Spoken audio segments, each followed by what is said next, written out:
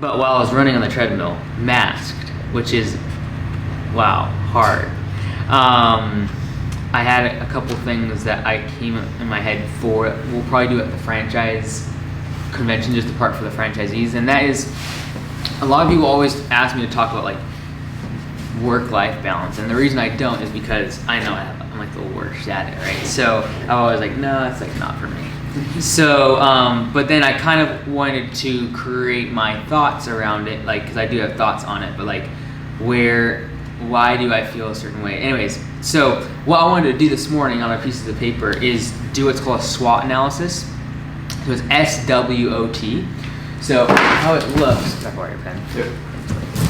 Sorry, Lee. I keep all our times together. I'm like borrowing you and doing things against the COVID laws. It's all good. Sharing pens. So how it works is a SWOT analysis looks like this. So you have a grid, and then you have SWOT. And so this is your strengths, your weaknesses, your opportunities, and your threats. And so usually for a business, you'd be doing a SWOT analysis, it's called. So your strengths, like if we look at Augusta, for example, like overall the entire organization, strengths are things like culture, balance sheet, financials or whatever, and then strengths of like marketing abilities or great rates for our franchisees, whatever. Weaknesses, things like experience, age, time in the industry, growing very quickly, and from a cash perspective is harder. Whatever weaknesses like that. Opportunities, you got franchises that are screwing their franchisees, and like that's an opportunity. You got people who are really struggling in their business and they need help. Opportunity, right? Locally, for example, opportunity is other smaller or lawn care businesses going out of business because of COVID and not being able to find employees and retain them. And one of our strengths would probably be like being able to retain good employees. Threats is gonna be things like what happens if we get shut down? What happens in something like COVID? What happens if the labor market completely flips and now there's $1,000 a week on unemployment for everyone when we go into like the socialist society? Like, how are we going to keep people here, right? So that would be for like the business. But what I want to do this morning is do a personal SWOT analysis for yourself and look at yourself as not like a business, but like a whole person, a whole entity. And this is something I'm talking about at conferences, like, especially as a business owner, is like you got to stop thinking about like personal life and business. Or even if you're not a business owner, you gotta stop thinking about like work and home and thinking like your whole being. Like work is part of your life. So why would you call it work-life balance? Like it's all your life and you're living your life. And it happens to be that you work sometimes and you go and you're doing other things at home sometimes, you're relaxing times, you're resting, but like that's your life. So like work is not a separate thing from you. It's part of you and it doesn't need to control you. It's just part of your life, right? And so when we look at this, and what we're gonna do this morning is the SWOT analysis. So go ahead and do a grid, just like that, and then we will literally write these out for you. And so, for example, when we look at this top part, this is usually in looking inside of us or looking introspectively. I'll give this to you here. Awesome. When we look at this top part, when we look at strengths and weaknesses on the top, those are things like internal. So like when we talked about business, we talked about strengths internally, weaknesses internally. Opportunities and threats are exterior, so things out in like the marketplace, for example. So for you personally, your strengths might be like you have certain characteristics you're really strong at.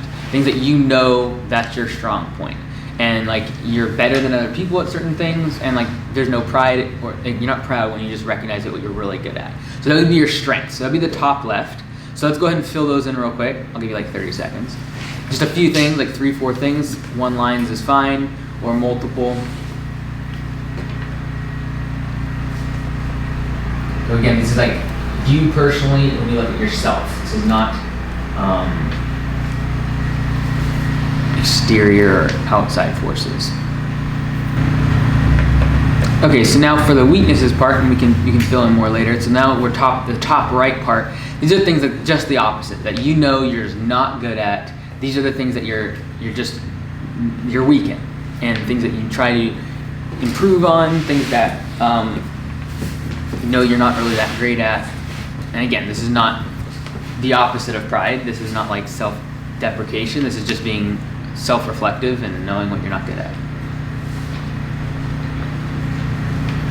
And this could be everything from characteristics, personality traits, the way that you take care of yourself physically, your diet, your exercise, whatever it might be, something at work, whatever it might be.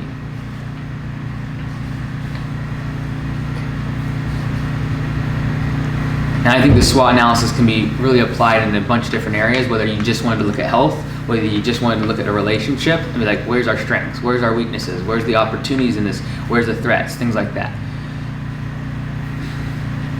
All right, so now on the bottom left, we're at O, which is opportunities. So how you want to look at it is like, okay, in that top left are strengths. Because of those strengths, what are the opportunities? Right? So because I am honest, because I am hardworking, what are the opportunities that I could take advantage of?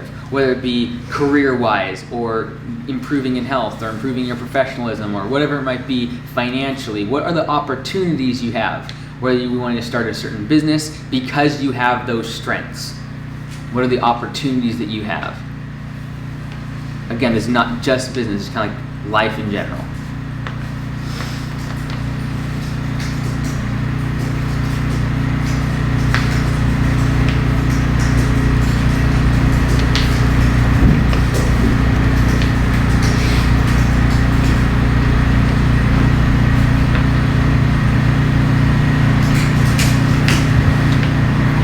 Cool, so now the last one's T, and that's threats.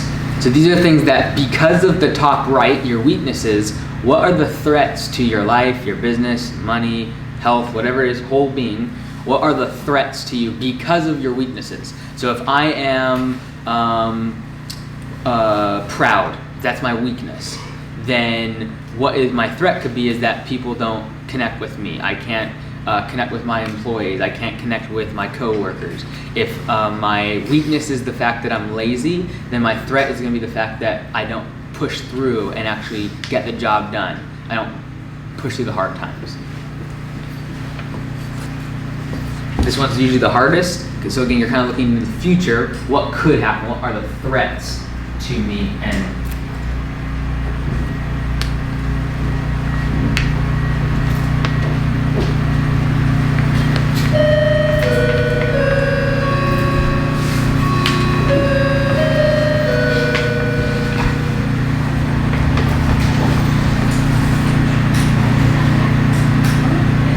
cool. So like usually, you'll feel free to fill us in later and stuff. And like I really try to do this sort of analysis for like lots of different things in my life. Like I said, the more granular, like this is a little bit harder because it's like your whole life. But when you start looking at, okay, health.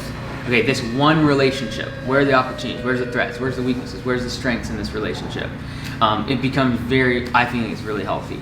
But anyways, so this SWOT analysis is something that like an investor would ask you to do if you were pitching them a business idea. They're like, okay, what was the strengths of the business? Where's the weaknesses?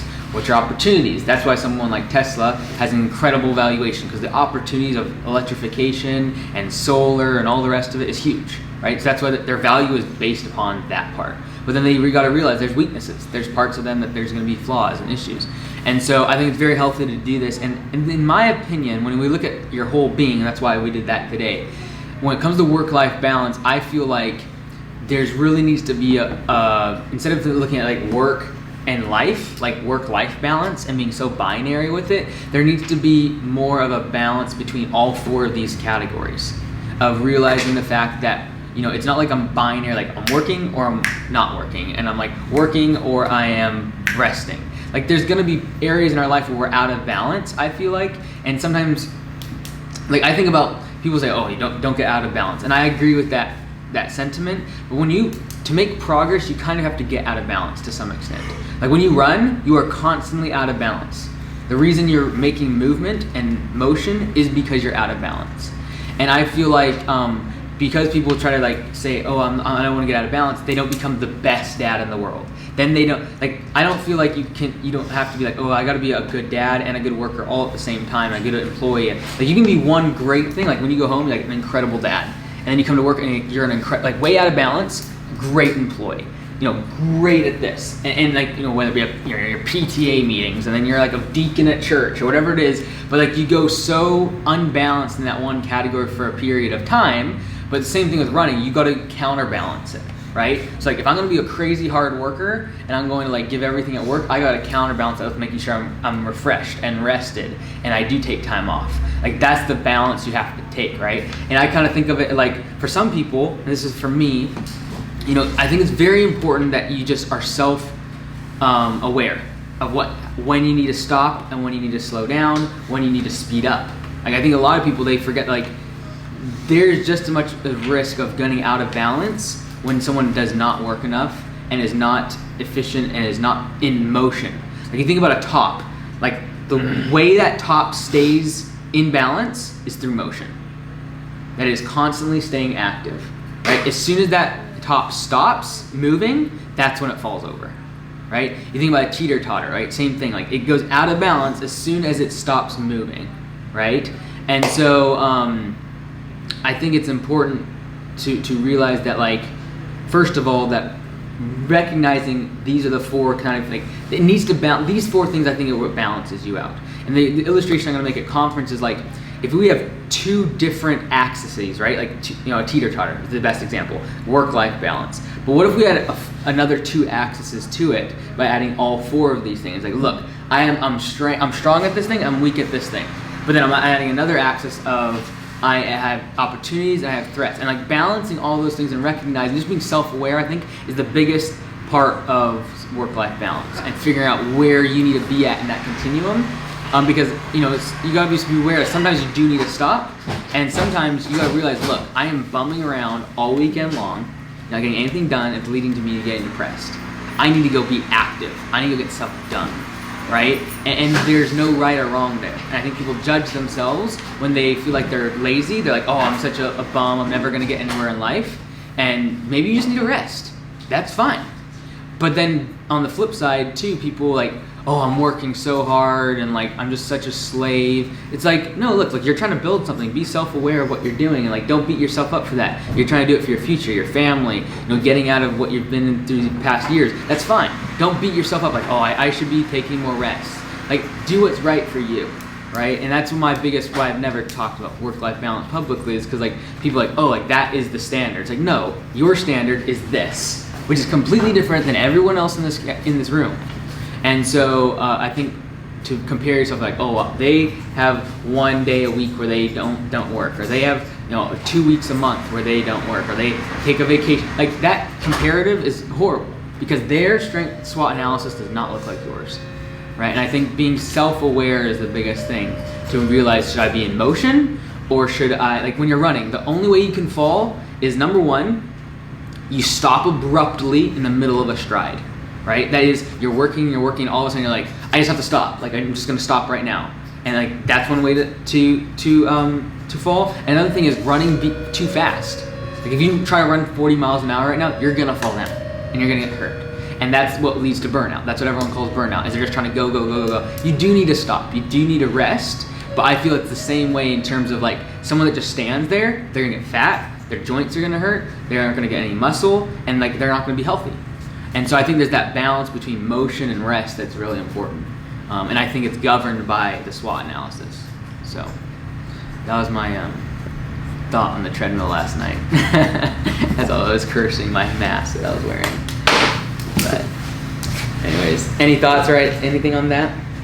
So feel free to keep those SWOT analyses, but I think they're really, really helpful. It's something I just in one of the lectures on the course had done the SWOT, and then I kind of started thinking more about from a personal standpoint how it could be related. So yeah, cool. Anything to add to that? No?